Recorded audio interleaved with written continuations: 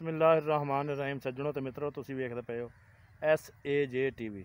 ਆਪਾਂ ਅਲਾਮਾ ਡਾਕਟਰ ਸੈਫ ਅਲੀ ਜੱਟ ਸਾਹਿਬ ਦੇ ਨਾਲ ਆਏ ਹਾਂ ਚੋਲਿਸਤਾਨ ਦੇ ਇੱਕ ਡੇਰੇ ਤੇ ਇਹਨਾਂ ਨਾਲ ਗੱਲਬਾਤ ਕਰਦੇ ਹਾਂ।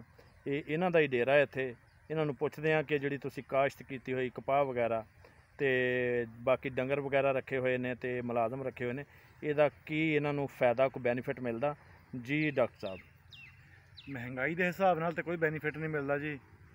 ਅਸਲ ਦੇ ਵਿੱਚ ਫੀਡ ਬਹੁਤ ਮਹਿੰਗੀ ਹੈ, ਚਾਰਾ ਬਹੁਤ ਮਹਿੰਗਾ ਹੈ ਤੇ ਜਾਨਵਰ ਵੀ ਕਾਫੀ ਕਾਸਟਲੀ ਹੁੰਦੇ ਨੇ, ਤੇ ਇਸ ਵਾਸਤੇ ਕਾਸਟ ਦੇ ਹਿਸਾਬ ਨਾਲ ਤਾਂ ਕੁਛ ਚੀਜ਼ ਨਹੀਂ ਬਚਦੀ। ਤੇ ਲੇਕਿਨ ਇਹ ਹੈ ਕਿ ਸ਼ੌਕ ਪੂਰਾ ਕਰਦਾ ਬੰਦਾ, ਜੋ ਵੀ ਸ਼ੌਕ ਹੁੰਦਾ ਬੰਦੇ ਦਾ।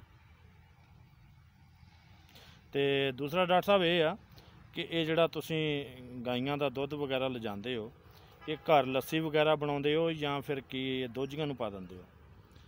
ਜ਼ਿਆਦਾਤਰ ਤਾਂ ਘਰ 'ਚ ਇਸਤੇਮਾਲ ਹੋ ਜਾਂਦਾ ਜੀ, ਤੇ ਬਹੁਤ ਘੱਟ ਸੇਲ ਹੁੰਦਾ, ਤੇ ਬਸ ਚਾਰਾ ਵਗੈਰਾ ਵੀ ਨਹੀਂ ਖਰਚਾ ਵਾਪਸ ਮੁੜਦਾ। ਤੇ ਡਾਕਟਰ ਸਾਹਿਬ, ਇਹ ਜਿਹੜੇ ਆਪਣੇ ਵਡੇਰੇ ਹੁੰਦੇ ਸਨ ਉਦੋਂ ਤੇ ਘਰਾਂ 'ਚੋਂ ਕੋਈ ਦੁੱਧ ਵਗੈਰਾ ਲੈਣ ਆਉਂਦਾ ਸੀ ਤੇ ਉਹ ਪੈਸੇ ਨਹੀਂ ਸੀ ਲੈਂਦੇ ਹੁੰਦੇ, ਕਹਿੰਦੇ ਕਿ ਦੁੱਧ ਵਿਕਦਾ ਨਹੀਂ ਸਾਡੇ ਘਰੋਂ, ਜੀ ਦੇ ਛੱਡਦੇ ਸੀ ਮਾੜੇ ਬੰਦਿਆਂ ਨੂੰ।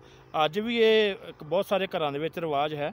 ਦੇਖੋ ਜੀ, ਹੁਣ ਤੇ ਮਹਿੰਗਾਈ ਬਹੁਤ ਜ਼ਿਆਦਾ ਵਾ। ਹੁਣ ਤੇ ਜਿਸ ਬੰਦੇ ਦੇ ਕੋਲ 2 ਕਿਲੋ ਦੁੱਧ ਵੇ ਨਾ, ਉਹਦੀ ਕੋਸ਼ਿਸ਼ ਹੁੰਦੀ ਕਿ ਵਿੱਚੋਂ ਕਿਲੋ ਇੱਕ ਵੇਚ ਲਵਾਂ ਤੇ ਕਿਲੋ ਨਾਲ ਘਰ ਚਲਾਵਾਂ। ਤੇ ਮਹਿੰਗਾਈ ਦੇ ਹਿਸਾਬ ਨਾਲ ਤੇ ਉਹ ਪਹਿਲੇ ਵਾਲਾ ਸਿਸਟਮ ਬਿਲਕੁਲ ਖ਼ਤਮ ਹੋ ਚੁੱਕਿਆ, ਬਰਕਤਾਂ ਖ਼ਤਮ ਹੋ ਚੁੱਕੀਆਂ, ਤੇ ਹਰ ਬੰਦਾ ਜਿਹੜਾ ਉਹ ਨਫਸਾ ਨਫਸੀ ਦਾ ਆਲਮ ਹੈ, ਤੇ ਕੋਈ ਕਿਸੇ ਬੰਦੇ ਦਾ ਪਰੇਸ਼ਾਨ ਹਾਲ ਨਹੀਂ।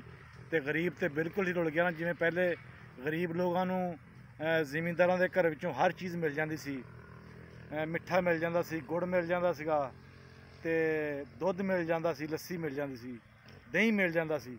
ਤੇ ਹੁਣ ਤੇ ਕੋਈ ਵੀ ਚੀਜ਼ ਗਰੀਬ ਨੂੰ ਅਵੇਲੇਬਲ ਨਹੀਂ ਜੀ। ਡਾਕਟਰ ਸਾਹਿਬ, ਤੁਹਾਡੀ ਗੱਲ ਟੋਕਦੇ ਹੋਇਆਂ ਮੈਂ ਤੁਹਾਨੂੰ ਪੁੱਛਣਾ ਇਹ ਚਾਹਾਂਗਾ ਕਿ ਇਹ ਜਿਹੜਾ ਸਿਸਟਮ ਆ ਚੱਲਦਾ ਪਿਆ, ਜਿਹੜਾ ਹੁਣ ਜਿਹੜਾ ਵੀ ਸਿਸਟਮ ਆ, ਪੈਸਾ ਆਮ ਹੋ ਗਿਆ। ਜਿਹੜਾ ਪੁਰਾਣਾ ਦੌਰ ਸੀ, ਜਿਹੜੇ ਵਡੇਰੇ ਦੱਸਦੇ ਸੀ ਚੀਜ਼ਾਂ ਸਸਤੀਆਂ ਸੀ, ਉਦੋਂ ਕੰਮ ਸੌਖਾ ਸੀ ਜਾਂ ਹੁਣ ਸੌਖਾ? ਉਸ ਟਾਈਮ ਜੀ ਬੰਦੇ ਇੱਜ਼ਤ ਦਾ ਖਿਆਲ ਕਰਦੇ ਸੀਗੇ ਤੇ ਬੰਦਿਆਂ ਦੀ ਇੱਜ਼ਤ ਹੁੰਦੀ ਸੀਗੀ। ਹੁਣ ਬੰਦੇ ਪੈਸੇ ਦਾ ਖਿਆਲ ਕਰਦੇ ਆ ਤੇ ਬੰਦਿਆਂ ਕੋਲ ਪੈਸੇ ਹੈਗੇ ਆ, ਲੇਕਿਨ ਇੱਜ਼ਤ ਨਹੀਂ ਹੈਗੀ। ਪਹਿਲੇ ਇੱਜ਼ਤ ਹੁੰਦੀ ਸੀ, ਬੰਦਿਆਂ ਕੋਲ ਪੈਸੇ ਨਹੀਂ ਸੀ ਹੁੰਦੇ, ਤੇ ਹੁਣ ਪੈਸੇ ਹੈਗੇ ਨੇ ਤੇ ਇੱਜ਼ਤ ਬੰਦਿਆਂ ਦੀ ਕੋਈ। ਡਾਕਟਰ ਸਾਹਿਬ, ਅਹਿਸਾਸ ਕਿਹਦਾ ਨਾਂ ਆ?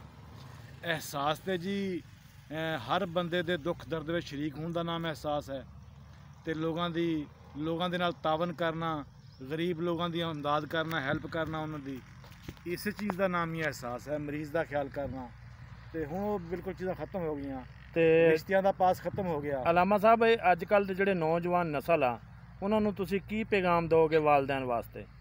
ਵਾਲਦੈਨ ਦੀ ਖਿਦਮਤ ਕਰਨ ਜੀ, ਵਾਲਦੈਨ ਦੀ ਤਾਬੇਦਾਰੀ ਕਰਨ, ਤੇ ਅਗਰ ਉਹ ਬੁਢਾਪੇ ਦੀ ਹਾਲਤ ਵਿੱਚ ਨੇ ਤੇ ਉਹਨਾਂ ਦੀ ਬਹੁਤ ਜ਼ਿਆਦਾ ਸੇਵਾ ਕਰਨ, ਉਹਨਾਂ ਦੀ ਉਮਰ ਦੇ ਮੁਤਾਬਕ ਉਹਨਾਂ ਨੂੰ ਅੱਛੀ ਖੁਰਾਕ ਦੇਣ, ਤੇ ਇਹ ਔਲਾਦ ਦੇ ਉੱਤੇ ਫਰਜ਼ ਹੈ। ਇਹ ਡਾਕਟਰ ਸਾਹਿਬ, ਤੁਸੀਂ ਆ ਕੇ ਇੱਥੇ ਇਹ ਜੰਗਲ ਦੇ ਵਿੱਚ ਮੰਗਲ ਲਾ ਛੱਡਿਆ, ਇਹ ਜ਼ਮੀਨਾਂ ਆਬਾਦ ਕੀਤੀਆਂ ਤੇ ਇੱਥੇ ਲਹਿਰਾਂ ਬਹਿਰਾਂ ਕਰ ਛੱਡੀਆਂ, ਤੇ ਕਈ ਸਾਰੇ ਲੋਕਾਂ ਨੇ ਤਾਂ ਇਹਦੇ ਨਾਲ ਰੋਜ਼ੀ ਵੀ ਮੁਨਸਲਿਕ ਹੋਈ। ਤੇ ਕਪਾਹ ਦੀ ਚੋਣੀ ਤੁਸੀਂ ਸ਼ੁਰੂ ਕਰ ਦਿੱਤੀ ਕਿ ਨਹੀਂ? ਕਪਾਹ ਦੀ ਚੋਣੀ ਸ਼ੁਰੂ ਕੀਤੀ ਹੈ ਜੀ, ਕੁਛ ਚੁਣਾਈ ਹੈ ਕਾਫੀ ਸਾਰੀ ਕਪਾਹ। ਅੱਛਾ ਜੀ। ਤੇ ਇਹ ਜਿਹੜੀ ਕਪਾਹ ਚੁਣਨ ਵਾਲੀਆਂ ਮਾਈਆਂ ਨੇ, ਲੇਡੀਜ਼ ਨੇ, ਤੇ ਉਹ ਗਰਮੀ ਦੇ ਵਿੱਚ ਕਿਵੇਂ ਚੁਗਦੀਆਂ ਨੇ ਵਿਚਾਰੀਆਂ?